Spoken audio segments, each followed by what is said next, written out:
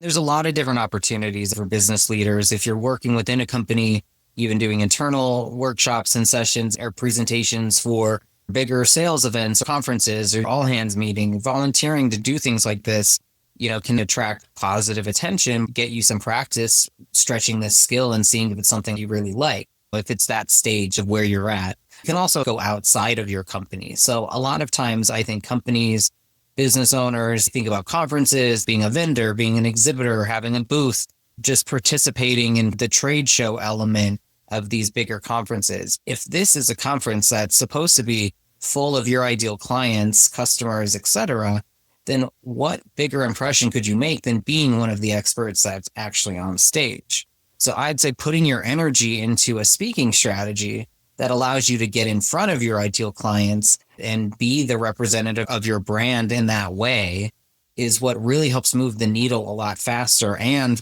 a lot more effectively and efficiently. But I am the world's biggest super fan. You're like a super fan. Welcome to the Business Superfans podcast. We will discuss how establishing business superfans from customers, employees, and business partners can elevate your success exponentially. Learn why these advocates are a key factor to achieving excellence in the world of commerce.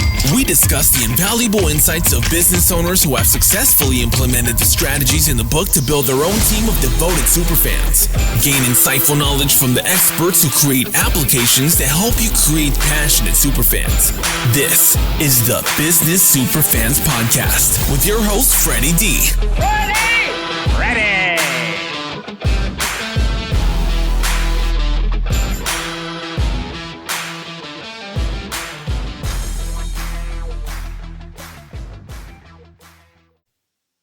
Hey, Freddie D here.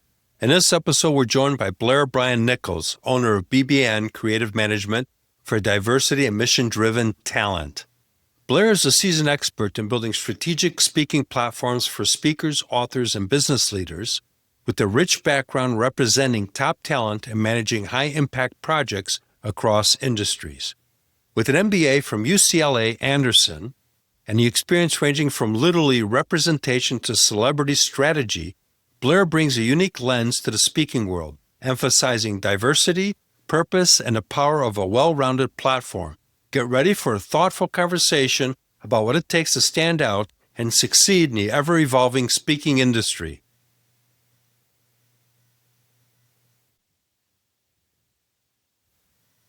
Welcome, Blair, to the Business Superfans podcast. Blair is with BBN Creative Management. Hey, thank you so much for having me. So, Blair, tell us a little bit about the backstory of how BBN Creative Management come about. Sure. So yeah, it is my company. I started my career in the publishing speaking world in New York at HarperCollins. They were the first publishing house to have an in-house speakers bureau. They wanted to provide this service for their authors and also extend the life of the books and sell more copies through speaking engagements. It was an industry that was already around, but it was the first time a publishing house was doing it that way. So I started off in kind of this hybrid model. From there, I went on to run the Hachette and Simon & Schuster speakers bureaus. And I had so many clients from these two major publishing houses because there's new books every quarter. There's constantly new authors and more people that they want to promote, and then people that have interest in the bureau, et cetera.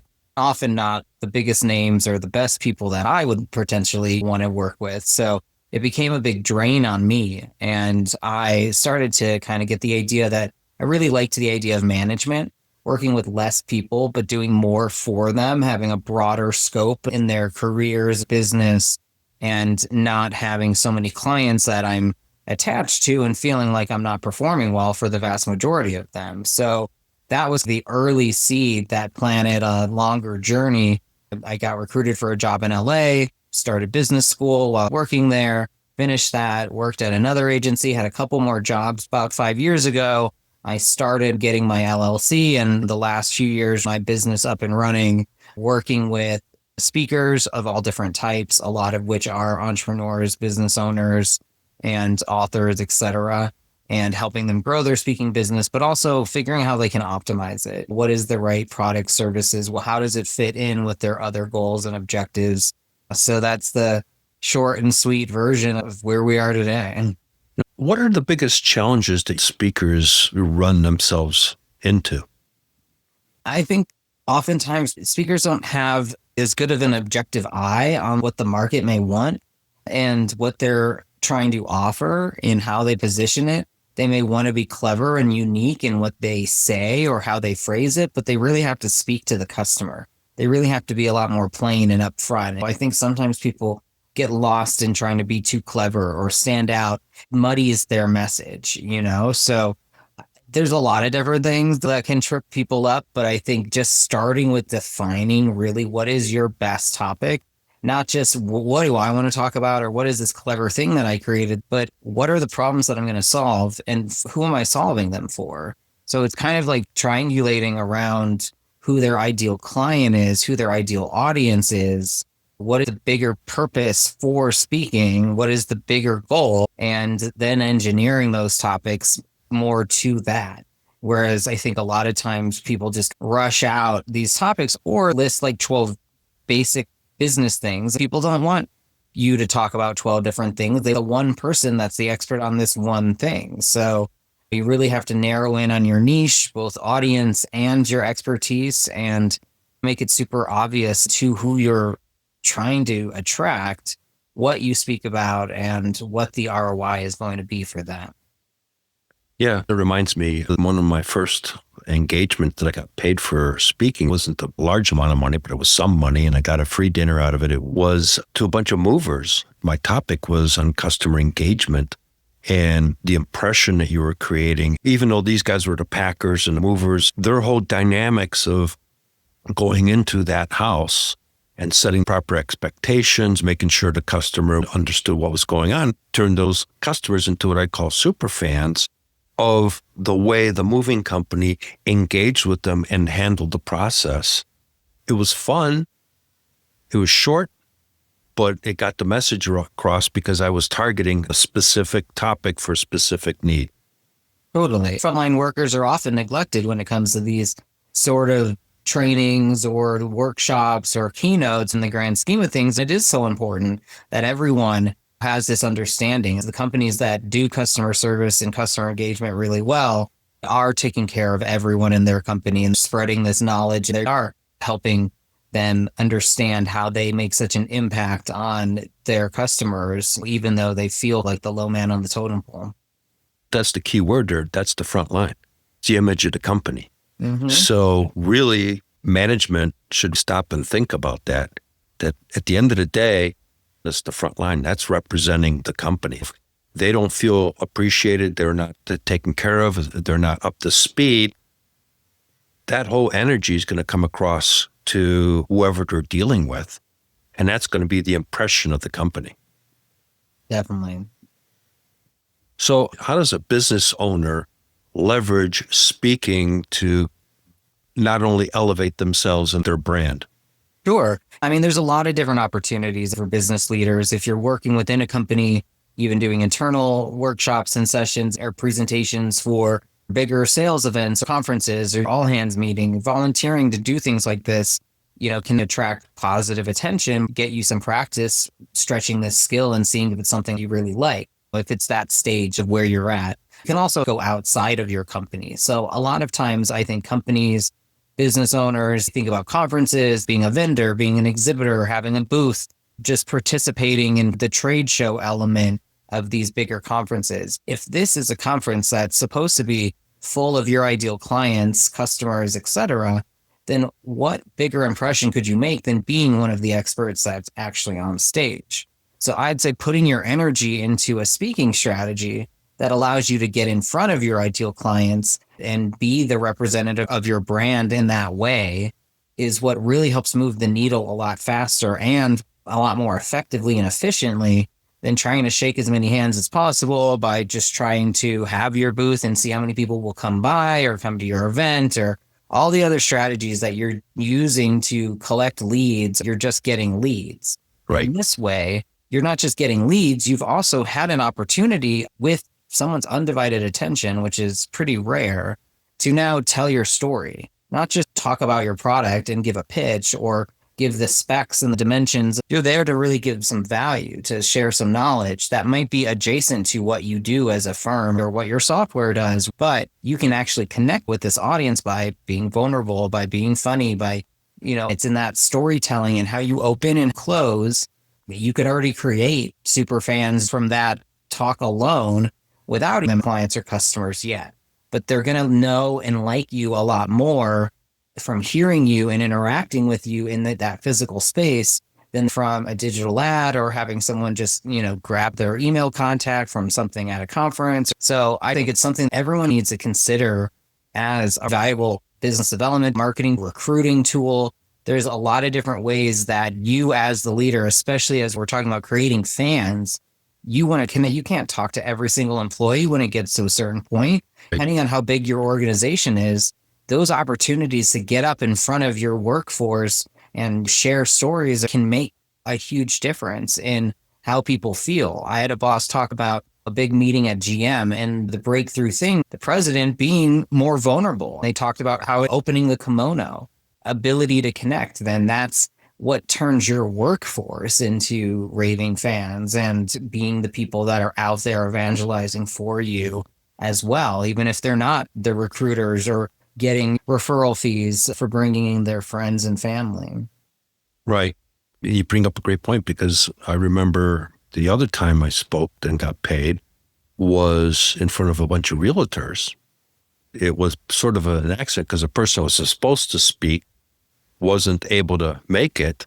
They came to me because I was running a networking group back in Chicago and asked if I could talk to their people. I had enough time to prepare and put on a presentation, and I ended up getting a couple of customers out of the deal when I wasn't even trying to get customers. So your point is valid, is the fact that by sharing information, you also position yourself as the expert. One of the things that I would tell when I had speakers at my networking event is provide value. If you start selling, I'm yanking you off the stage. If you provide value, you're the expert, people will come to you. And that's my story of what exactly happened. Exactly. That's the formula we were talking about. You're getting up there not to give a pitch. You've got a topic that's going to give valuable information to the audience, and that's what your resources should be too. If you've got a QR code to connect to get people to sign up your free resource, or make sure it's valuable. In a video, that explanation of how they can get to use right away, extending that generosity is what turns people into quick customers, sets them on the path to being super fans. So, Blair, share with our listeners how you work with somebody. Yeah, so I function in two primary ways, a coach and a manager. I've got what I call my sustainable speaking strategy. It's 3 different pillars. They're not linear, but they all interrelate and in some sense iterative. We'd start with pillar 1, your speaker assets. I was talking about like the topics, the video, your website, everything to present yourself as a speaker, whether you're pitching yourself, whether people are coming to you and asking you to speak, or whether you're just trying to keep building this. Having the assets that all the other professional speakers have is an important element. So getting those established, figuring out what they should be and making those edits is really that first pillar.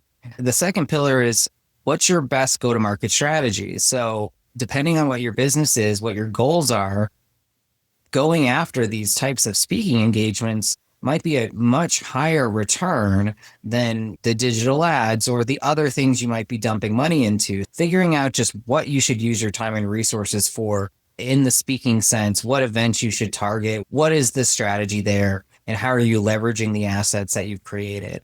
And then the third piece is those products and services. So some people might have these things already figured out. They might have products and services, but they don't have any of the speaking stuff. They may have the speaking stuff, but not the products. Getting them all kind of evened out and all 3 of those pillars really built out is what I do in my coaching, working through that week by week with my clients. So when they're out there, putting this process into action. So you're out there on stage, sharing your story, your value, giving your QR code and wrapping up. Now you've got leads. Hopefully that leads to product sales and new clients. You get out there and do it again. So these might lead to more speaking engagements now that more people know about you and have seen you speak. So it's a virtuous cycle from there that evolve, but those are the 3 things that make it sustainable. A lot of people are chasing being a paid speaker, making 6 figures or more year after year, not trying to add any other value. They don't have other things to offer. It's a tricky balance with the only opportunities for growth mean more time on the road potentially, or sacrificing some business by raising your fee. It can be tricky if you don't have these other areas of revenue when another pandemic comes along. All your live in-person events are canceled. So I'm a big advocate for diversifying that portfolio, leveraging speaking strategically, whether you're getting paid or not, whether you're sponsoring the event so you can be in front of all these clients. If you even close 2 of them, it's worth the sponsorship. Like there's all these different models that are right for different types of businesses, for different types of speakers, and there's no one size fits all for everyone. I've gone to events where the speaker spoke and halfway through the presentation, it was time to take a break. They'd then ask you to sign up for something, then continue the presentation. At the end, they'd ask you to sign up for either coaching or a course. People would go back, line up, and buy what they were talking about. They provided enough value to create, like you mentioned, that credibility so people would take action. Right, exactly. Oftentimes it can be just getting the leads. It might not be the sale right away. You want to be thinking about your ideal client and customer. If you have a lower price item like a digital course for $50, or doing a free event might be not a bad idea because people might come to a free event and then be willing to spend that. But if you're going to try to sell a multi-$1,000 coaching program or software program, you're probably not going to try to do that if the audience is there for free. You want to look at events where people are paying a few $100s for tickets. You want to look at the caliber of that audience, and one way to calibrate that is why are they there and are they invested in being there? And then would they invest in more? And what would that look like? It's just something a lot of people ignore and don't realize is readily accessible. It's a business model like anything else. Right. So can you share a story of how you worked with a client and transformed them to where today they're a super fan of you because they were at this spot, and because of the work that you did, now they're at this spot and they're really grateful for the transition and transformation? I think there's I've got quite a few testimonials on my website. Over the course of the last couple years, have increased their fees by 50%. They've gotten more notoriety. They're on more agency and bureaus' websites, and they've evolved their brand and messaging to something durable. When I meet a lot of speakers who are in like that growth phase, haven't quite hit it, it's because they might be good, but their content might be good, but they haven't hit their one thing. You know how like a lot of authors, they might publish a bunch of books, but then one becomes the hit. And then they're known for that topic, that idea. A lot of speakers are looking to pop and are looking for that special something, helping them figure that out. It's not something you can do in one coaching session, one weekend. It takes time with them over time to figure out what is the next big thing, or what is that message, that platform that is going to be durable enough that it can encompass the work that I want to do, that this message can be big enough for the topics, areas, categories, and so that it makes sense. That cohesiveness of a brand is really important because you want to stand out, but you got to also be super clear. People just want to know where you stand and what category you're in, and they want to know you for having a really unique platform, whether it's a tagline or just this thing that we're pointing to is so valuable that it takes time to establish. I've been really proud of the work I've done to bring people who spend a lot of time elsewhere looking to try to get these answers and help make these breakthroughs happen. And also just launching speakers, people like Molly Bloom from Molly's Game. You know, I started working with her when the movie first came out, and her book had already come out because, of course, they based the movie off her book, her memoir. The movie wasn't super successful. It was Aaron Sorkin's first directorial debut, but it was a smaller studio, a movie about a person who was a felon.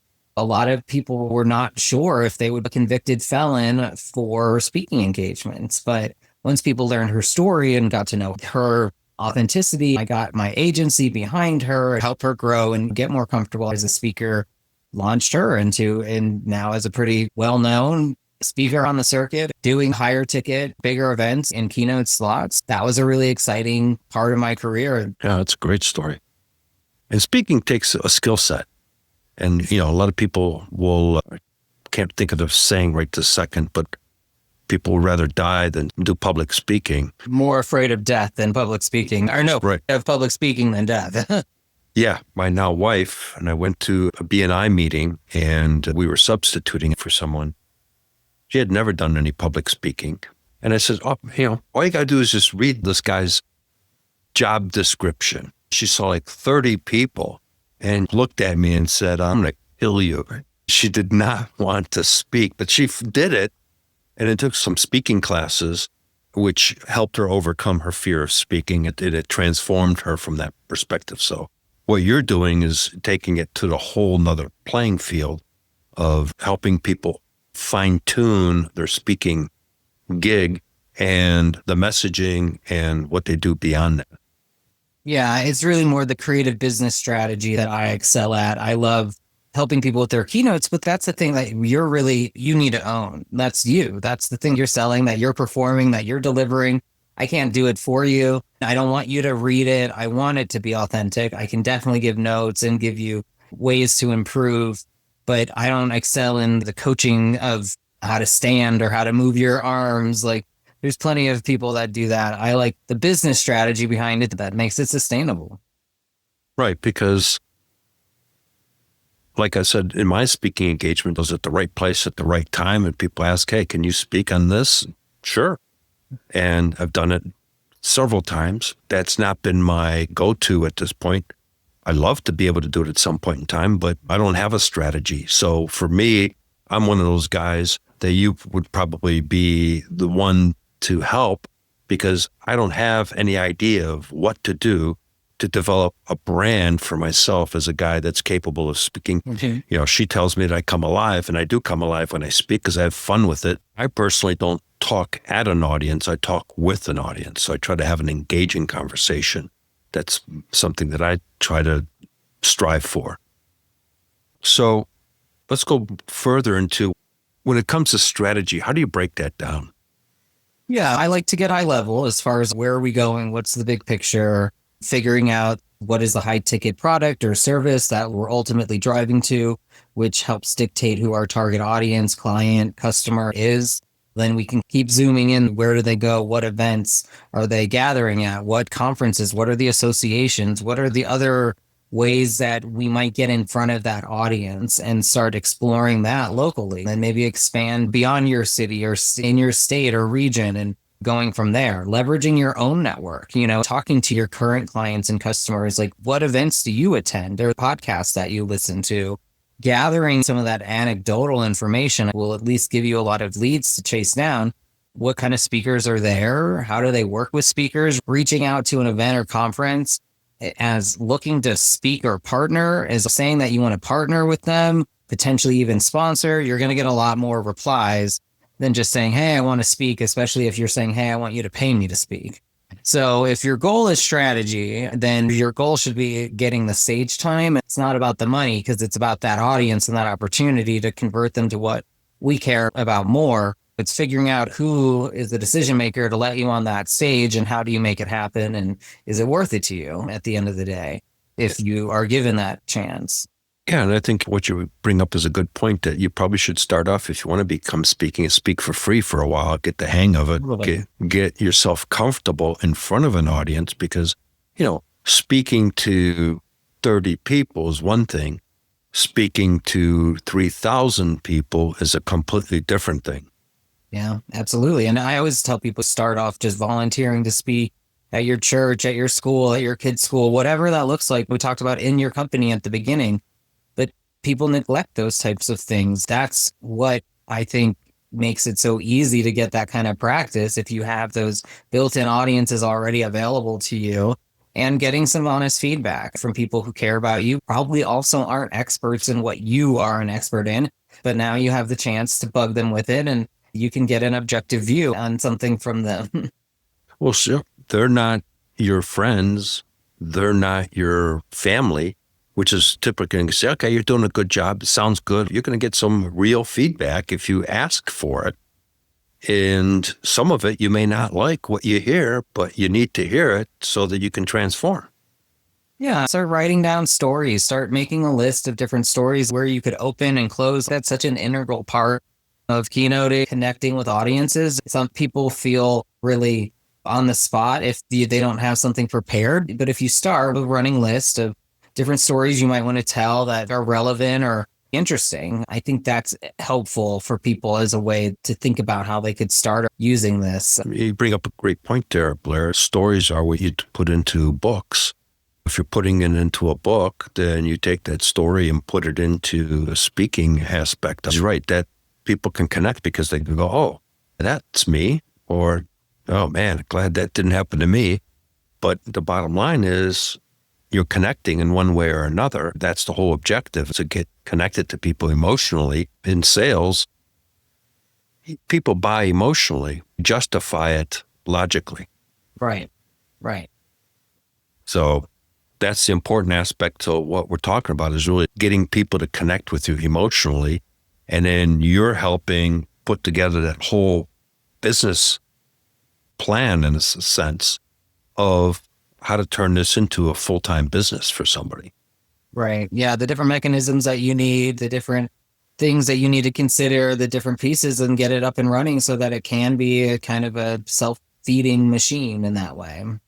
Yeah, I never really thought about it. I'm glad we're having this conversation because it's given me some things to think about. I've just looked at it as poof, I'm speaking, but I never thought about the strategy that goes into play and how these guys are promoting their business in a lot of cases. I went to a Tony Robbins event up in Salt Lake City, and I saw a multitude of different people. Jerry Robert was a guy that was, if I remember the name correctly, talking about dot book writing.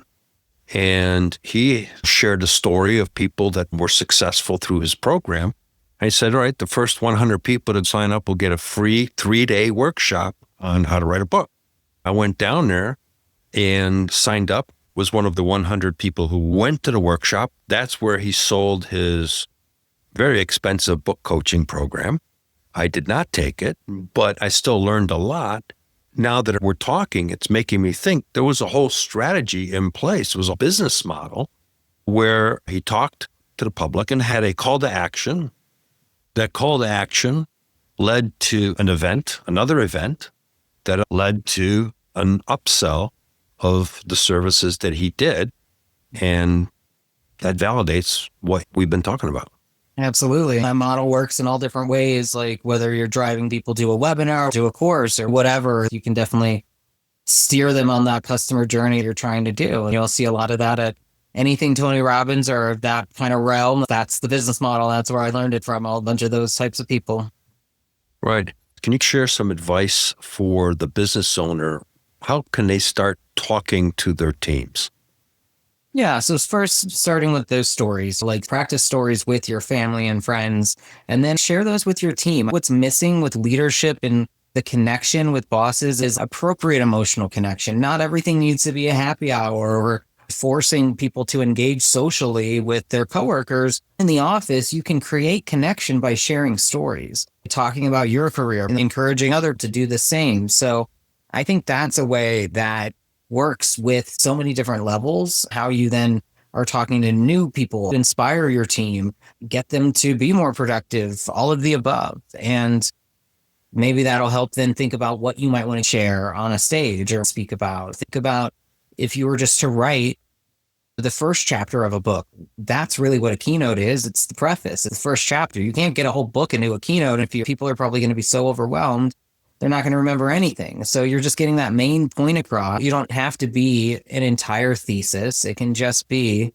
that big idea. And that could be summed up in an article or an essay if you were doing a LinkedIn post or whatever. So different ways that you can approach it if you're more of a writer or more of a this or that.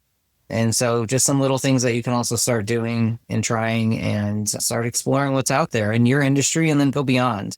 One of the biggest things I think is important is with your team and inside the company. And as you're thinking about where to find your customers and where you're speaking externally, don't just stay within your sphere and expect people to want to work with you or to stand out. If everyone else around you is talking about digital marketing, then why would, my colleague would always say, if you're a yoga instructor, don't go to the yoga conference, go to the stressed out people's conference. Go to where you're needed and where you're not be one of many offering similar services. That there's a real differentiator for you. That's where I would invest my time, where it's a good potential client base and you're not be there with a lot of competitors. So as we come closer to the end here, how can people find you, Blair? find me on LinkedIn, Instagram, Blair Bryant Nichols, and BBN Creative Management. You can also to my website, bbncreativemanagement.com, and sign up for a free 30-minute call. We can chat about where you're at, answer any questions, and hopefully give you some guidance on your next step. Thank you.